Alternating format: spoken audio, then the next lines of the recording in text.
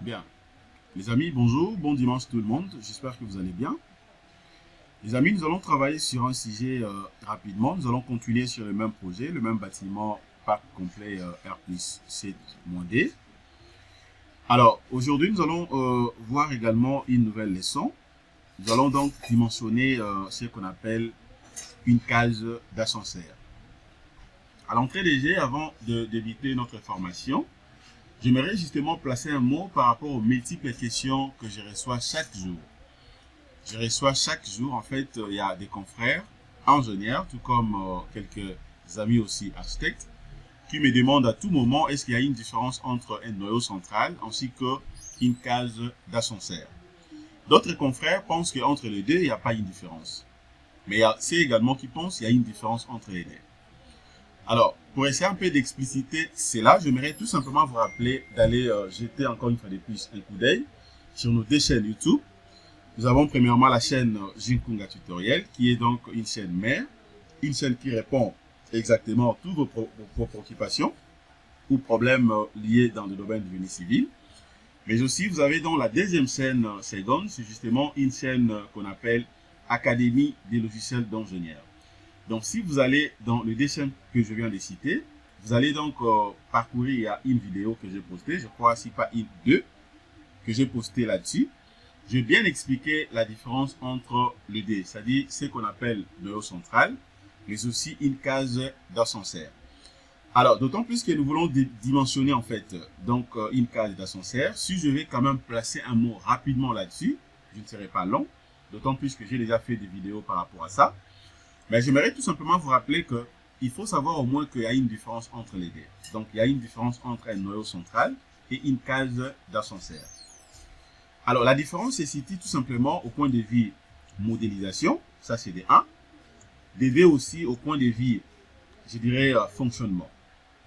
Il faut savoir au moins que le noyau central, généralement, est placé au milieu du bâtiment. C'est comme le nom le dit, c'est un noyau central. Donc, c'est-à-dire que c'est un noyau qu'on place au centre du bâtiment. Ok? Donc, en fait, c'est les poumons du bâtiment en termes de, à ce qui concerne la résistance.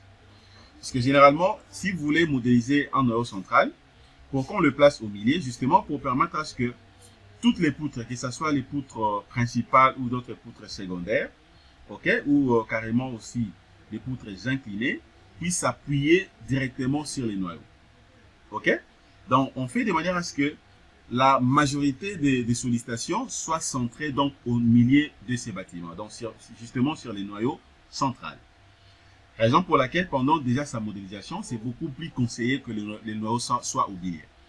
Mais il y a des cas également qu'on peut réaliser un noyau central un tout petit peu incliné. C'est comme si vous étiez en train de réaliser un noyau excentré. Alors, il y a également des conditions ou des notions qu'il faut maîtriser pour réaliser ce qu'on appelle un noyau incliné ou un noyau excentré. Un noyau central excentré, vous pouvez par exemple les réaliser si et seulement si que vous avez un grand bâtiment, ok, un grand bâtiment ayant justement des portées, de grandes portées, ok, ça peut être un bâtiment jumelé, ok, ou un bâtiment symétrique, ok, dont la partie de gauche ressemble également à la partie de droite, et que vous voulez avoir deux noyaux au même moment, alors là, il y a possibilité d'excentrer ça un tout petit peu. Bien sûr, c'est toujours un noyau central, mais cette fois, ça sera un noyau central excentré. Alors, je pourrais peut-être faire aussi d'autres informations là-dessus, à ce qui concerne la modélisation. Comme ça, vous allez bien maîtriser ce que je suis en train de dire. Mais cependant, maintenant, une cage d'ascenseur peut ou ne pas être placée au milieu. Ce n'est pas obligé de placer une cage d'ascenseur au milieu. Par exemple, dans ce projet, les bâtiments R+7-D que nous sommes en train d'exploiter ici, déjà, vous voyez très bien que la cage d'ascenseur n'est pas placée au milieu, puisqu'au milieu, ici, nous avons donc notre piscine. Mais la cage d'ascenseur est là. Ok? C'est justement donc à l'extrême du bâtiment. Ok? C'est de l'autre côté. Ça, c'est des 1. Mais aussi, de 2, il faut comprendre au moins que dans une cage d'ascenseur, les poutres ne s'appuient pas directement sur cette cage d'ascenseur. Puisque le but principal d'une cage d'ascenseur, c'est pas de recevoir les poutres. Non. Mais c'est justement pour permettre à ce que la cabine qui sera placée dedans, ok, puisse travailler normalement. Ok, ça va éviter de manière à ce que vous puissiez avoir peut-être d'autres types de vibrations, mais aussi ça va renforcer en fait la résistance. Ok, puisque vous le savez très bien. Donc, dès que vous placez, vous mettez donc votre ascenseur, ok, au fur et à mesure, le poulie ou la cabine d'ascenseur va monter, tantôt ça monte ou ça descend, ça crée un tout petit peu ce qu'on appelle aussi des vibrations. Alors, pour essayer un peu de soulager cela tant soit peu, raison pour laquelle c'est beaucoup plus conseillé de placer ou de créer tout simplement des voiles qui fera de manière à ce que vous puissiez bien modéliser donc la cage d'ascenseur. Ok? Voilà. Donc, à l'entrée des jeux, les amis, maintenant dans cette formation, ce que nous allons faire, comme je dis, je vais voir, nous allons travailler ensemble avec vous comment, premièrement, trouver dans la cage d'ascenseur la plus sollicitée. Donc, justement, donc, ça sera dans le panneau. Et puis, nous allons passer directement donc au dimensionnement. Déjà, merci de votre fidélité. Si vous êtes prêts, suivez-moi justement après ce générique.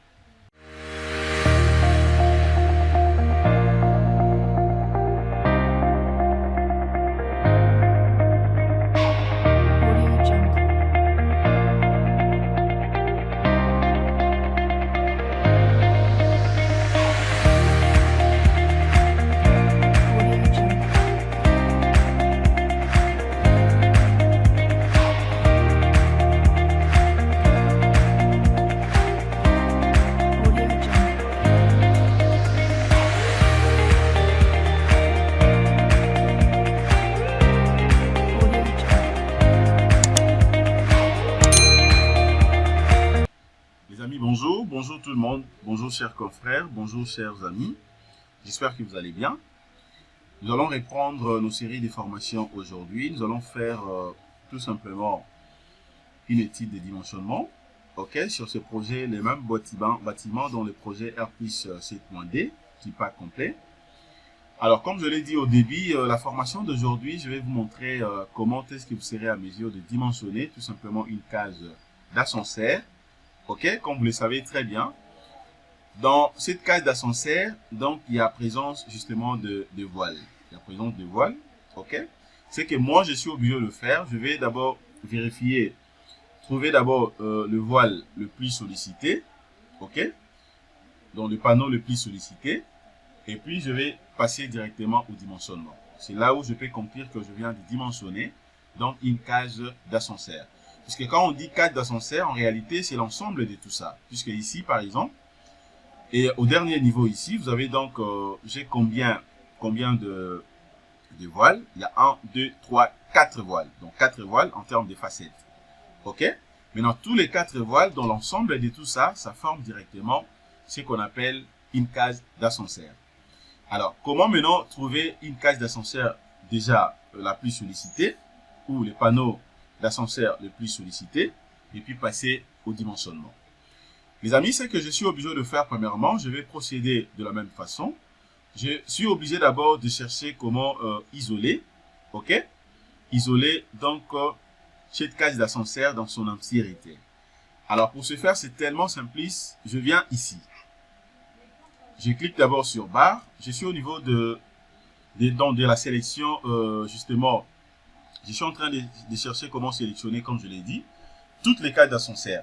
Mais comprenez seulement que je ne peux pas passer directement au dimensionnement comme ça, sans pourtant sélectionner cela. Puisque si par contre que je sélectionne, ça sera donc avantageux pour moi, d'autant plus que je pourrais comprendre directement quel est le panneau le plus exposé ou le panneau le plus sollicité. Donc là, je prends d'abord panneau, puisqu'il s'agit de panneau. Je vais cliquer sur attribut. Je descends là, je vais chercher d'abord le voile d'ascenseur. Voilà, vous avez le voile d'ascenseur.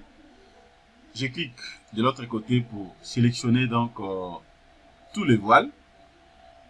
Vous allez voir que toutes les cages d'ascenseur seront sélectionnées, niveau par niveau.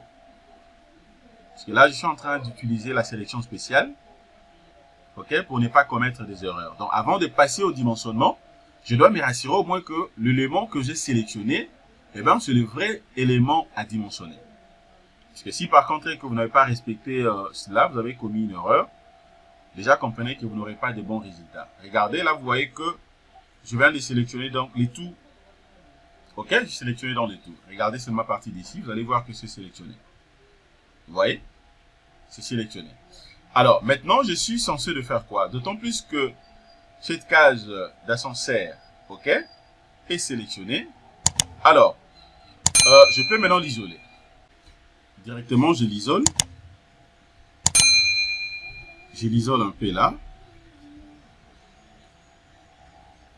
Je vais patienter d'abord puisque je viens de l'isoler déjà. Voilà, donc regardez ce que je suis en train de faire. Donc je l'ai isolé. Et après maintenant, je peux vérifier directement soit sa cartographie. Voilà, je clique là, je veux que ça soit un peu grand. OK. Et là, je vois que hormis ça, il y a également cette poutre qui a été sélectionnée. Donc là, je peux répondre directement ma sélection ici. Je réponds à la sélection seulement de mes cases d'ascenseur. Je reprends encore l'isolement. OK, puisque je refuse de sélectionner d'autres éléments de la structure. Donc, c'est très important de procéder comme ça pour avoir une bonne précision. Là, je peux cliquer dans ma vide. Et après, maintenant, ce que je suis obligé de faire, c'est quoi? Je viens là, je vais prendre résultat. Je descends sur cartographie panneau. Il s'agit bien de panneaux. Je dois vérifier d'abord comment se comportent mes panneaux. Donc, regardez ce que je vais faire là. Je clique. Voilà. Maintenant, déjà, ce niveau ici, il ne faut pas dire que pourquoi j'ai choisi la cartographie des panneaux. Et bien, justement, puisqu'il s'agit de panneaux. Donc, c'est très important de comprendre d'abord comment les panneaux se comportent. Je vérifie d'abord la valeur des moments suivant donc la direction